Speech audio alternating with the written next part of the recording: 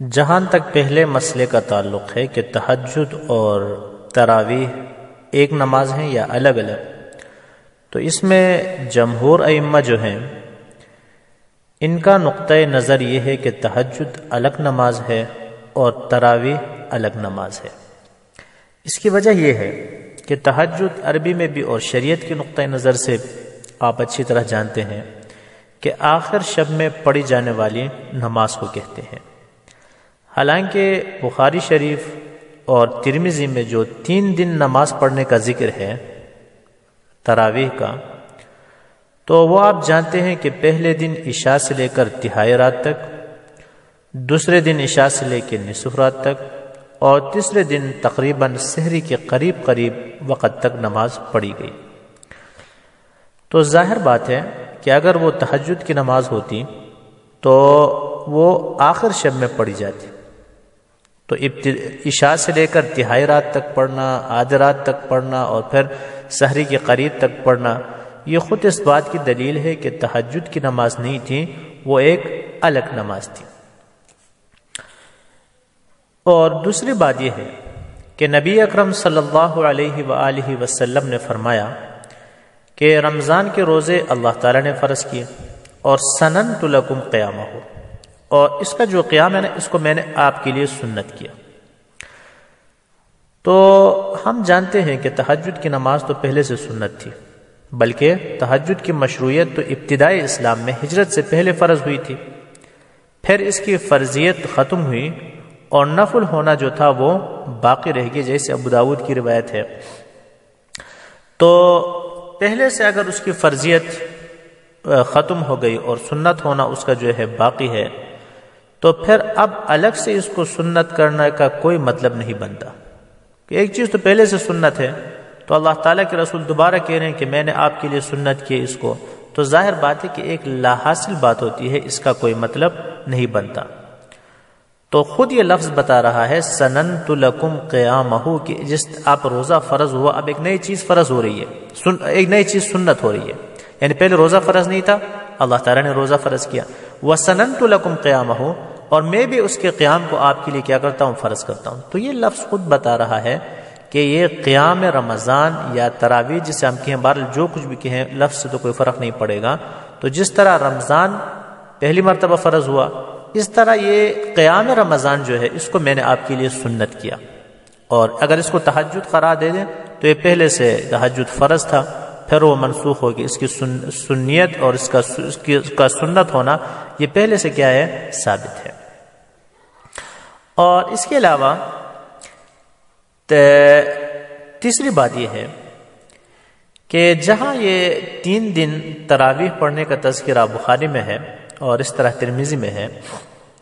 اس کے آخر میں اللہ تعالیٰ کے رسول فرماتے ہیں خشیت ان تفرض علیکم، کہ مجھے اندیشہ ہے کہ اگر میں مسلسل پڑھوں تو آپ پر یہ تراویح یا قیام رمضان جو ہے یہ فرض کیا جائے گا۔ تو سب جانتے ہیں کہ تہجد کی فرضیت تو پہلے سے منسوخ ہو چکی تھی، تو لہٰذا دوبارہ فرض ہونے کا اندیشہ یا سوال تو پیدا نہیں ہوتا ہے، بلکہ اس سے یہ معلوم ہوتا ہے کہ ایک نئی عبادت قیام رمضان ہی تھا کہ جس کی فرضیت کا اندیشہ تھا، اس لیے اللہ تعالیٰ کے رسول نے جماعت نہیں کروائی اور فرمایا خشیت ان تفرض علیکم۔ اور اس کے علاوہ 5ویں بات یہ ہے کہ بخاری کی جو روایت ہے، حضرت عمر رضی اللہ تعالیٰ عنہ نے ان سب کو جہاں جماعت پر جمع کیا، تو اس میں فرماتے ہیں الذین ینامون عنہا افضل من التی یقومون، یعنی کہ جس نماز کے وقت یہ سوتے ہیں یعنی تہجد، اس نماز سے افضل ہے جس کا اہتمام کرتے ہیں۔ تو ذرا اس جملے پر غور کریں تو یہ جملہ خود بتا رہا ہے کہ تراویح قیام رمضان الگ چیز ہے اور تہجد کی نماز الگ چیز ہے، کیونکہ اس میں حضرت عمر رضی اللہ تعالیٰ عنہ ایک نماز کو دوسری نماز سے افضل بتا رہے ہیں کہ قیام رمضان تراویح جسے ہم کہتے ہیں قیام اللیل، اس نماز سے قیام اللیل تہجد سے افضل ہے۔ تو ظاہر بات ہے یہ بات اس وقت صحیح ہو سکتی ہے اگر دونوں الگ الگ نماز ہوں،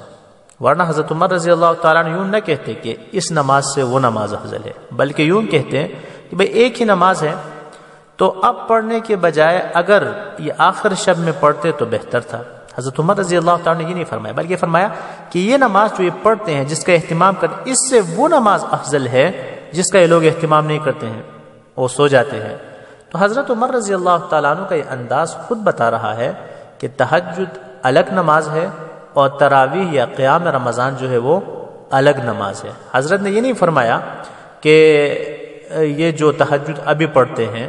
یہ اگر آخر شب میں پڑھیں تو بہتر ہے، یہ نہیں فرمایا، بلکہ کیا فرمایا، ابھی جو یہ نماز پڑھتے ہیں اس سے وہ نماز بہتر جس کا یہ لوگ اہتمام نہیں کرتے، جس وقت یہ سو جاتے ہیں۔ تو حضرت عمر رضی اللہ تعالیٰ عنہ کا یہ انداز خود بتا رہا ہے کہ تراویح الگ نماز ہے اور تہجد جو ہے وہ کیا ہے، الگ نماز ہے۔ اور اسی طرح چھٹی بات یہ ہے کہ عام طور پر بخاری شریف کی جو روایت پیش کی جاتی ہے حضرت عائشہ رضی اللہ تعالیٰ عنہ کی، کہ ان سے پوچھا گیا قیام رمضان کے بارے میں یا قیام اللیل کے بارے میں، تو حضرت عائشہ رضی اللہ تعالیٰ عنہ فرمانے لگی ما کان رسول اللہ صلی اللہ علیہ وسلم یزید فی رمضان ولا فی غیرہ، کہ نبی اکرم صلی اللہ علیہ وآلہ وسلم رمضان میں اور رمضان کے غیر دیگر مہینوں میں زیادہ عبادت نہیں کرتے تھے، اعلی 11 رکعتاً 11 رکعت سے زیادہ۔ تو ظاہر بات ہے کہ اگر اس حدیث میں حضرت عائشہ رضی اللہ تعالیٰ عنہ کی جو حدیث ہے، اگر اس سے مراد اگر آپ تراویح کی نماز اور تہجد کی نماز اگر لے لیں، تو حضرت عائشہ رضی اللہ تعالیٰ عنہ کی جو دوسری احادیث ہیں کہ جس میں حضرت عائشہ رضی اللہ تعالیٰ عنہ فرماتی ہیں کہ جب رمضان آتا تھا تو حضور صلی اللہ علیہ وآلہ وسلم عبادت رات کو زیادہ کیا کرتے تھے، تو دونوں حدیثوں کا تو مطلب نہیں بنتا ہے کہ ایک حدیث میں فرماتے ہیں کہ رمضان میں بھی دیگر رمضان میں بھی 8 سے زیادہ نہیں پڑھتے تھے، اور جب دوسرے حدیث میں یہ فرماتی ہیں کہ جب رمضان آتا تھا تو آپ کی عبادت بڑھ جاتی تھی، بہت زیادہ عبادت کرتی تھی۔ تو یہ عجیب بات ہوگی کہ ایک طرف فرما رہے ہیں کہ 8 سے زیادہ نہیں پڑھتے تھے، دوسری طرف فرماتی ہیں کہ رمضان میں دیگر مہینوں سے زیادہ عبادت کرتے تھے۔ تو بات اس وقت صحیح ہوگی کہ یہ سوال جو ہے سیدھی سادی بات ہے، جمہور کہتے ہیں کہ تہجد کے بارے میں، کہ ٹھیک ہے تہجد رمضان میں بھی اور غیر رمضان میں بھی عام طور پر 8 رکعت ہی پڑھتے تھے، اس سے زیادہ نہیں پڑھتے، ایک آدھ رکعت کہیں پڑھ لے تو وہ الگ بات، لیکن عام دستور نبی اکرم صلی اللہ علیہ وآلہ وسلم کا یہی تھا۔ باقی رہا اس کے علاوہ جو نماز ہے، تہجد ہے، تراویح ہے، قیام رمضان ہے، تو اس کا اس حدیث میں ذکر ہی نہیں ہے۔ تو ان دلائل کی وجہ سے جمہور ائمہ اربعہ جو ہے ان کا مسلک یہ ہے کہ تراویح الگ نماز ہے اور تہجد